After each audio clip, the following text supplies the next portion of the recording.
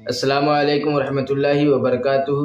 میں مولانا محمد تقی رضا ثقافی آپ کے سامنے حاضر ہوا ہوں۔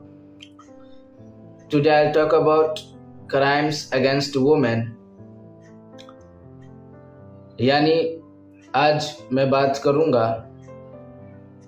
کرائم کے بارے میں جو عورتوں کے خلاف ہندوستان میں ہو رہے ہیں۔ کہتے ہیں کہ rape is the most fourth common crime against women in India, یعنی ریپ جو ہے یہ چوتھا سب سے عام اور کامن کرائم عورتوں کے خلاف انڈیا میں مانا جاتا ہے۔ تو آئیے ایک ایسی ہی درد بھری کہانی جو ابھی ہی حال اور فی الحال میں واقع اور رونما ہوئی ہے، یعنی ایک بچی ہے، آدھی رات کا سمے ہے،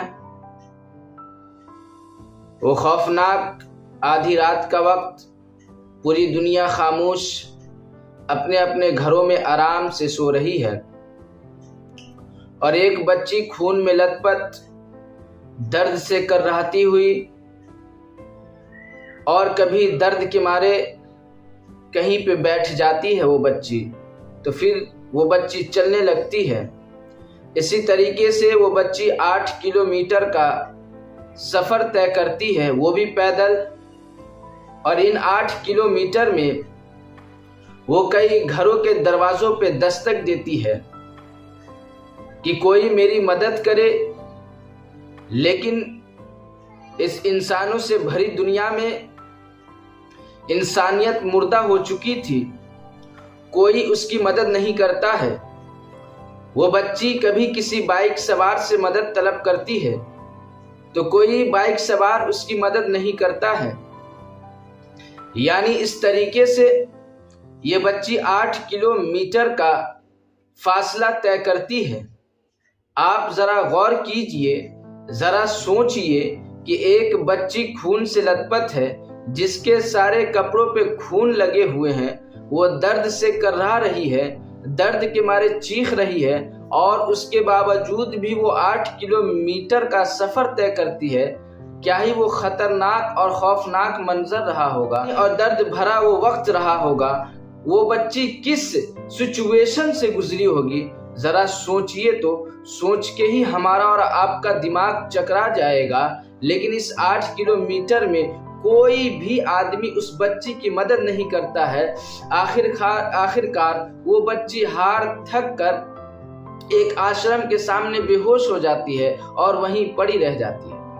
جب صبح ہوتی ہے تو آشرم سے ایک پنڈت جی نکلتے ہیں، اس بچی کی حالت کو دیکھتے ہیں تو ترس آ جاتا ہے کہ کپڑوں پر خون لگے ہوئے ہیں، بچی بے سدھ پڑی ہوئی ہے اور اس کا پرسان حال کوئی نہیں ہے۔ تو وہ پنڈت جی اس بچی کو اٹھاتے ہیں، اس کے حال زار پہ رحم کرتے ہیں، اس بچی کو کھانا وغیرہ اور کپڑا وغیرہ دیتے ہیں۔ اس کے بعد وہ پنڈت جی پولیس کو کال کرتے ہیں، اس کے بعد آگے کی کارروائی ہوتی ہے۔ تو دوستو، یعنی یہ ایک 15 سال کی بچی کی کہانی تھی جس کا ریپ کر دیا گیا تھا۔ اصل کہانی یوں ہے کہ یہ بچی ستنا میں ہی ایگزام دینے کے لیے اپنے گھروں سے نکلتی ہے اپنی سہیلیوں کے ساتھ، اور کچھ ایسا ہوتا ہے، اس کو کنفیوژن اس بچی کو ہو جاتا ہے رول نمبر وغیرہ کو لے کر، کہ یہ بچی کی تمام سہیلیاں اپنے اسکولوں میں تو چلی جاتی ہے، لیکن یہ بچی اسکول سے باہر ہی رہ جاتی ہے، اور قریب ہی اسٹیشن ہوتا ہے، اس اسٹیشن پہ جا کر وہ اجین کی ایک ٹرین میں بیٹھ جاتی ہے، اور وہ ٹرین اجین جو پہنچتی ہے تو رات کے تقریباً 11 اور 12 بجے وہ ٹرین پہنچتی ہے۔ وہاں جب ٹرین پہنچتی ہے، وہ بچی اسٹیشن کے باہر آتی ہے تو اس بچی کو ایک دھچکا سا لگتا ہے کہ وہ کہاں پہنچ گئی ہے، وہ کس جگہ پہ آ گئی ہے۔ اگر ایک بڑے سے بڑا آدمی بھی اچانک کہیں اور پہنچ جائے، کسی اور جگہ پہنچ جائے، تو وہ بھی چکرا جاتا ہے۔ خیر، تو ایک بچی، وہ بھی ایک لڑکی، اور وہ بچی تھی، تو اسے کیا محسوس ہوا ہوگا وہ ہم اور آپ محسوس نہیں کر سکتے۔ لیکن وہ جب بچی اسٹیشن کے باہر نکلتی ہے، رات کے 12 اور 1 بج رہے ہوتے ہیں، वहां पे रिक्शे वाले खड़े होते हैं, वो रिक्शे वालों से मदद तलब करती है कि मुझे यहाँ छोड़ दीजिए, वहां छोड़ दीजिए। तो उन्हीं रिक्शे वालों में से एक रिक्शा वाला उस बच्ची का फायदा उठाता है और वो रिक्शा वाला उस बच्ची को ले लेता है, अपने गाड़ी पे बैठा लेता है और कहता है कि चलो मैं तुम्हें कहीं छोड़ देता हूं।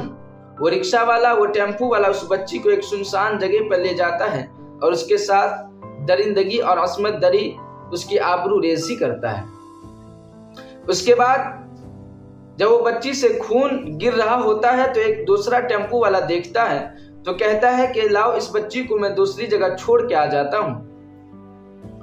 तो ये असल कहानी ये थी कि एक 15 साल की बच्ची है, अपने घर से एग्जाम देने के लिए निकली है और इस तरीके से वो उज्जैन पहुंच जाती है और उसके साथ रेप हो जाता है।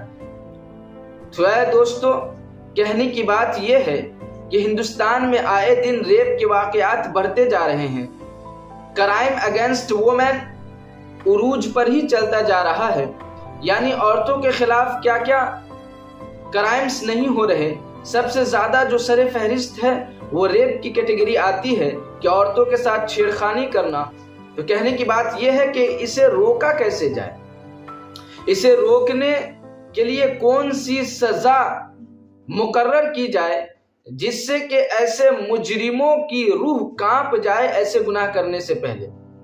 यानी लोग जब उस सजा को देखे तो लोगों के रूह कांप उठे और दोबारा वो ऐसे गुनाह करने को, या तो जो करने वाले हो वो इस सजा के बारे में सोच कर करने की सोचे भी ना भी ऐसे क्राइम को। तो वो सजा कोई और सजा नहीं, वो सजा इस्लाम ने वो सजा तय की है क्या ज़ानियतु वज़्ज़ानी फजलिदु कुल्ला वाहिदिन मिनहुमा मिअत जल्दा, यानी इस्लाम में जो रेप करने वालों की सजा है, अगर किसी गैर शादीशुदा ने रेप किया है तो उसे 100 कोड़े मारे जाए, 100 कोड़े गैर शादीशुदा को मारे जाए।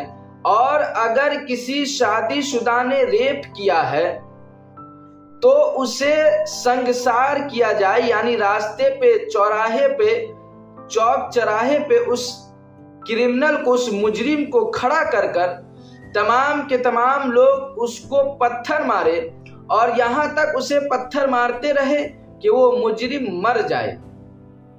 ये इस्लाम का एक बहुत ही सख्त से सख्त कानून है रेप करने वालों के खिलाफ। यानी अगर ये सजा हिंदुस्तान में लागू कर दी जाए तो मैं पूरे यकीन और दावे के साथ कह सकता हूं कि रेप के केस में वो गिरावट देखने को मिलेगी जो आज तक हमें देखने को नहीं मिली है।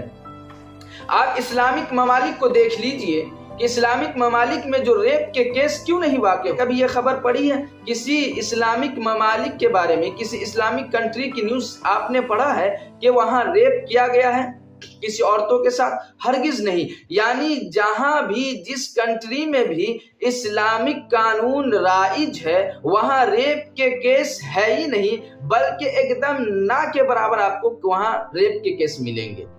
वो क्यों? वो इसलिए कि जो सजा ही इस्लाम ने ऐसी तजवीज की है, इस्लाम ने एक ऐसी सजा मुकर्रर कर दी है कि कोई भी गुनहगार, कोई भी आदमी ये इस जुर्म को करने से पहले इस सजा के बारे में सोचकर कांप जाता है, उसकी रूह कांप जाती है और डर के मारे वो 10 कदम अपने पीछे खींच लेता है। तो दोस्तों, यही बातें थी जो आपसे करनी थी। और आखिर में एक गुजारिश मैं अपनी मुस्लिम बहनों और माओं से कहना चाहूंगा कि आप अपनी बच्चियों को स्कूल भेजते हैं तो अकेले हरगिज न भेजें, सहेलियों के साथ भेजें, और भेजते हैं तो 10-5 के ग्रुप में भेजा करें और अकेले न होने की तंबीह किया करें कि कभी भी वो अकेले ना हो। ہمیشہ جہاں بھی آئے جائے، ہوٹل میں کھانے کے لیے جائے، لنچ کے لیے جائے، کہیں بھی جائے تو اپنے گروپ کے ساتھ جائے، کیونکہ آج کا ماحول بہت ہی خطرناک اور ڈینجر ہو گیا ہے۔ آج جسے دیکھیے اس کے دماغ کے اوپر خون سوار ہے۔ کرائم کے ریٹس ہندوستان میں بڑھتے ہی جا رہے ہیں۔ اس لیے میں اپنے مسلم بہنوں سے گزارش کروں گا کہ آپ اکیلے کہیں بھی سفر نہ کریں، خاص کر سناٹے میں، خاص کر دوپہر میں، خاص کر راتوں میں آپ اکیلے ہرگز سفر نہ کریں، بلکہ جہاں بھی جائیں اپنے بھائیوں کے ساتھ جائیں، اپنے ماں اور رشتہ داروں احباب کے ساتھ جائیں جس کے اوپر آپ کو بھروسہ ہو۔ تو بس انہی چند باتوں سے میں اپنے گفتگو کو ختم کرتا ہوں۔ میری باتیں اگر اچھی لگتی ہے تو میری حوصلہ افزائی کے لیے ضرور میرے چینل کو سبسکرائب کریں۔ پھر آپ سے ملاقات ہوگی اگلی ویڈیو میں، جب تک کے لیے اللہ حافظ۔